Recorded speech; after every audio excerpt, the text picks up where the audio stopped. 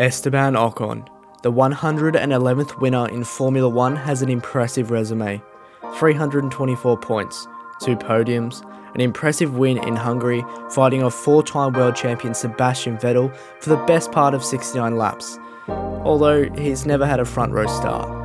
At the time of shooting this video, Ocon has had 100 race starts. He's cemented himself as a staple on the Formula 1 grid, but it hasn't always been like this. Before we crack on, YouTube tells me that 95% of you who watch my videos aren't subscribed, so if you do enjoy, even a little bit, consider subscribing. Let's get into it. F1.com says it best. If there's one word that dominates Esteban's career, it's sacrifice.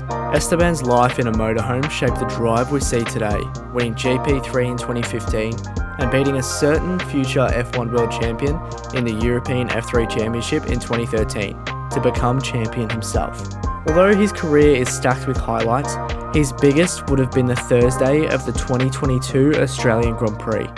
Esteban had the honour of meeting and complimenting TikTok sensation F1 LukeSam. Really? No one?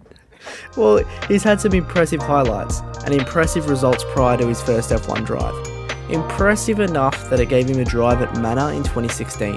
But how's he cursed? I mean, after all, he's a good racer, Grand Prix winner and all of that good stuff. After replacing Rio Haryanto in 2016, the team shortly after lined up new investors and then went into administration. Then 2017 came around. He signed for Force India as a part of a multi-year deal with Mercedes to partner Sergio Perez. These two butted heads, to say the least. Going into 2018, the team owner was in legal trouble, new investors were brought into the team, one by the name of Lance Stroll, and Sergio Perez was chosen to remain on the team over Esteban. He became a Mercedes reserve driver in 2019.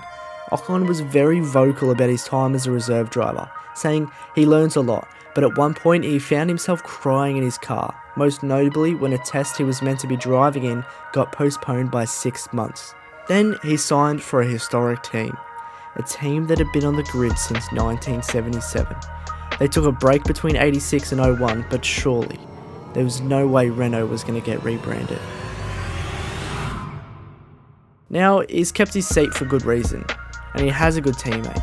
And I'm not saying he's the reason why teams have been changing, going into administration, and losing investors, but every team that he's been to has been rebranded or gone into administration.